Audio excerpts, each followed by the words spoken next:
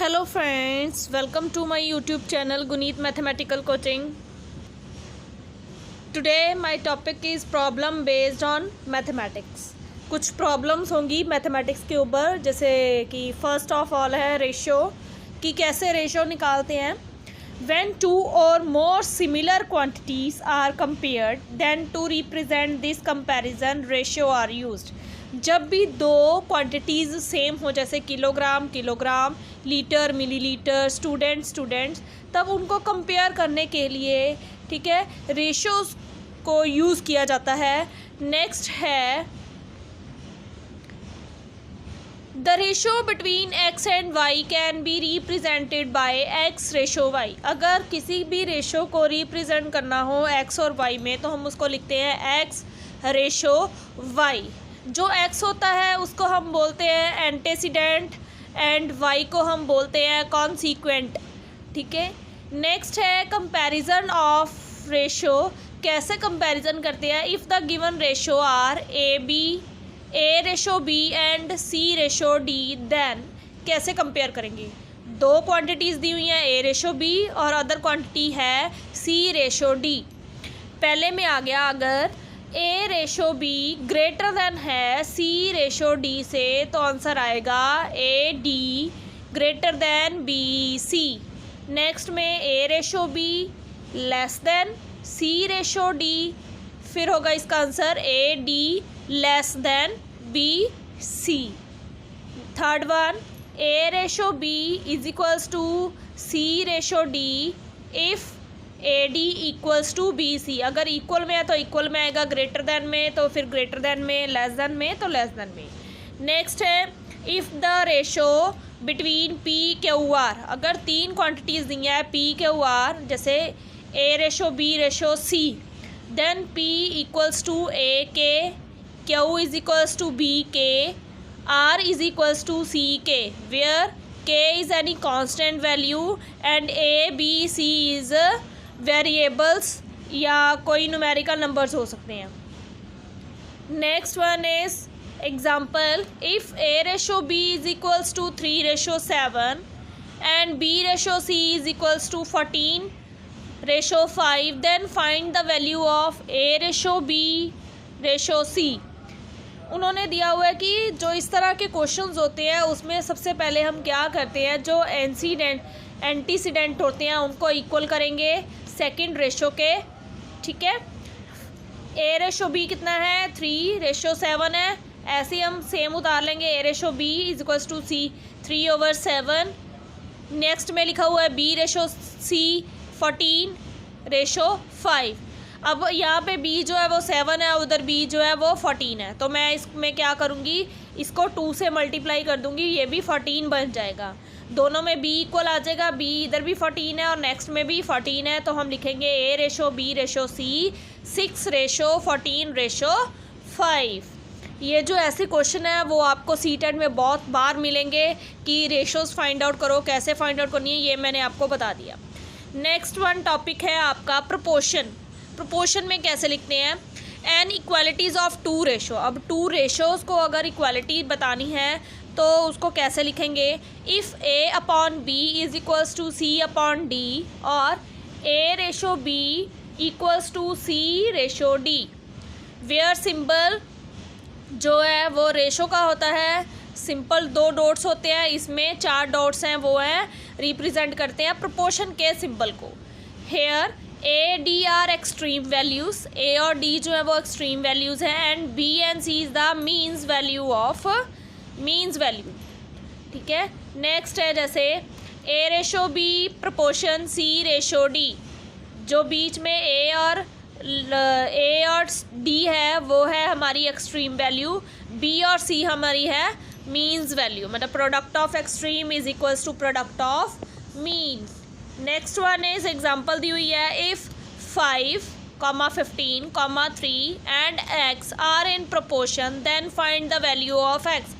उन्होंने क्वेश्चन में क्या गिवन दिया हुआ कि जो चारों वैल्यू है वो प्रोपोर्शन में है, तो हमने लिख देना है ए ratio B proportion C ratio D. ठीक है. तो वो इक्वल में है, तो 5/15 इक्वल्स टू 3/x फिर हमने इसको क्रॉस मल्टीप्लाई करके भी लिख सकते हैं, या इसको जो मैंने आपको बताया था कि product of mean is equals to product of extreme, उसमें भी लिख के एक्स की वैल्यू हम निकाल लेंगे 9। नेक्स्ट जो है इसके बहुत ही इंपॉर्टेंट पॉइंट्स हैं जो प्रोपोर्शन के रिलेटेड होते हैं, जो आपको पेपर में काफ़ी हेल्प करेंगे। If X is divided into the ratio A ratio B ratio C, then the three parts are A X upon A plus B plus C, comma B X is equals to A plus B plus C, comma C X upon A plus B plus C. अगर कोई भी number, ठीक है, आपको proportion में दिए हुए हैं या आपको रेशो में दिए हुए हैं, तो आप उसको एक्स पार्ट में डिवाइड करना चाहते हो, जैसे कि कोई आपको पैसे दिए हुए हैं, जैसे कि आपने 500 रुपीज़ हैं, वो 3 पार्ट्स में डिवाइड करने हैं या 2 पार्ट्स में डिवाइड करना है, तो आपको कैसे करना पड़ेगा, ठीक है। जितनी अमाउंट है, ठीक है, तो फर्स्ट वाले पार्ट से करना है तो ए प्लस बी प्लस सी करना होगा, सेकेंड वाले से करना है तो बी एक्स ओवर ए प्लस बी प्लस सी, ये वाला फॉर्मूला अप्लाई करना पड़ेगा। नेक्स्ट है देयर आर 4 नंबर्स। अगर 4 नंबर्स आ जाए ए बी सी डी, तो कैसे सब्ट्रैक्ट करेंगे कि हमारा आंसर प्रोपोर्शन में आ जाए। अगर 4 नंबर दिए हुए हैं, उनमें से हमने कुछ नंबर सब्ट्रैक्ट करने हैं, तो आंसर हमारा प्रोपोर्शन में आना चाहिए, मतलब इक्वल आना चाहिए।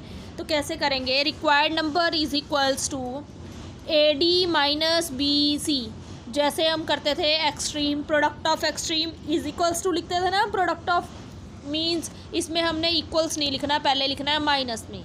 नेक्स्ट अपॉन में क्या लिखना है, A plus D minus B plus सी।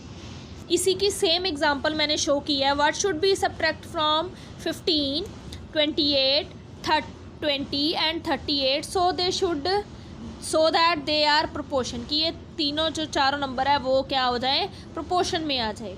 तो हम करेंगे since 15, 28, 20 and 38 as A B C D, ठीक है। रिक्वायर्ड नंबर मैंने ले लिए, मैंने बोला था प्रोडक्ट ऑफ एक्सट्रीम, ठीक है, 15 मल्टीप्लाई 38, फिर प्रोडक्ट ऑफ मीन, दोनों का मीन लिख लिए, 28 मल्टीप्लाई 20, दोनों को माइनस किया, नीचे अपॉन में लिखा है 15 प्लस 38 माइनस फिर ब्रैकेट 28 प्लस 20, आंसर आया 570 minus 560 upon 53 minus 48 is equals to 10/5। Cut करने पे हमारा आंसर आ रहा है 2, रिक्वायर्ड नंबर है 2, मतलब 15 में से अगर 2 माइनस करेंगे आएगा 13, 28 में से 2 माइनस करेंगे तो आएगा 26, 13/26, ठीक है। और दूसरा नंबर बनेगा 20 में से 2 माइनस करेंगे 18 और 38 में से 2 माइनस करेंगे 36। अगर आप इसको करके भी देख सकते हो तो आपका आंसर क्या आएगा, इक्वली ही आएगा। नेक्स्ट है divide rupees 1664 into the ratio 5:3। अभी मैंने आपको एक इम्पॉर्टेंट जो ट्रिक बताई थी उसी के अकॉर्डिंग करना है। उन्होंने बोला 5:3, पहले 5 के साथ करना है। ए हमारा क्या है 5, ऊपर 5 लिखेंगे।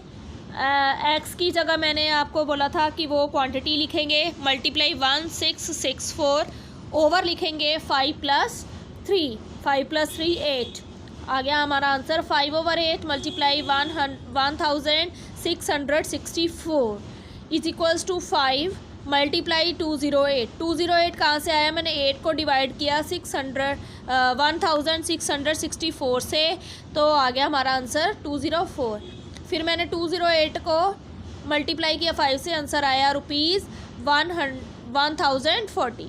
ऐसे ही सेम पार्ट किया सेकेंड वाला, 3/5 + 3 multiply 1664 is equals to 3/8 multiply 1664 is equals to 300। 3 multiply 208 is equals to 624 rupees. दोनों को डिवाइड कर दिया, आंसर आ जाएगा, ठीक है। आप इसको प्लस करके देख सकते हो तो आंसर क्या आएगा 1664। तो नेक्स्ट हमारा टॉपिक है एवरेज। कैसे एवरेज फाइंड आउट करते हैं, sum of given quantities upon total number of quantities. Example है find the average value of first 5 natural number. आपको पता होना चाहिए फर्स्ट 5 नेचुरल नंबर कहाँ से स्टार्ट होते हैं। नेचुरल नंबर स्टार्ट होते हैं 1 2 3 4 5 ठीक है, और मैंने फ़र्स्ट 5 ही लिखने हैं तो मैंने फ़र्स्ट 5 लिखे हैं। कितनी क्वांटिटीज़ लिखी हैं? 5, 1 2 3 4 5, तो अपॉन 5 से डिवाइड करेंगे। समेशन करने पे या सम करने पे या ऐड करने पे हमारा आंसर आ रहा है 15/3, डिवाइड करने 1 + 2 + 3 + 4 + 5/5, मतलब कि हमने फर्स्ट 5 नंबर नेचुरल नंबर्स को हमने समेशन किया ओवर 5 से, तो हमारा आंसर आ रहा है 15/5। कट किया तो हमारा आंसर आ रहा है 3, एवरेज आ रही है 3। तो नेक्स्ट है the average weight of 3 women is increased by 4 kg when one of them whose weight is 100 kg is replaced by another woman. What is the weight of new woman? अब उन्होंने बोला है कि average weight of 3 women's का जो है वो increase हो गया बाय 4 kg। अब हमने लिखना है आंसर में, सोल्यूशन में क्या लिखेंगे? एवरेज वेट इंक्रीज्ड, कितना इंक्रीज हुआ है? 4 kg। टोटल वेट कितना इंक्रीज हो गया? 3 वुमेन्स है, 3 को 4 से मल्टीप्लाई करेंगे मतलब 12 kg। तीनों का 3 kg, मतलब कि तीनों का 4 kg बढ़ गया, तो हम टोटल कितना हो गया? 12 kg। अब hence new weight of new woman कितना हो गया? 100 kg था, 100 + 12 = 112 kg। Next topic is percentage. Percentage the term percent mean पर 100, जैसे कि 1/100, ठीक है, या इसको प्रतिशत बोलते हैं, ठीक है, साइन होता प्रतिशत का। A% ऑफ B, ऑफ का मतलब मल्टीप्लाई, B × A, परसेंट है A/100, तो आंसर आएगा आपका AB/100। इसी को कन्वर्ट करने के लिए बोला है 3/10 इंटू परसेंट। कन्वर्ट करो 3/10 को इंटू परसेंट में, परसेंट मतलब multiply 100, 3/10 × 100 = 30%। Next convert 76% into fraction. अब परसेंट का साइन दिया हुआ है तो डिवाइड में लिखेंगे 76/100। कट करने पर आया है 19/25। फ्रैक्शन में बोला था, फ्रैक्शन होती P/Q की फॉर्म में, तो मैंने लिख दिया 19/25। Next one is what is 20% of 38। 38 का कितना परसेंट, 38 का 20% कितना होगा? सोल्यूशन में लिखेंगे 20% ऑफ 38। 38 × 20/100, 0 से 0 कैंसिल होगी। 38 को 2 से मल्टीप्लाई किया 76, नीचे 10 था, कट करके डेसिमल लगा दिए 7.6।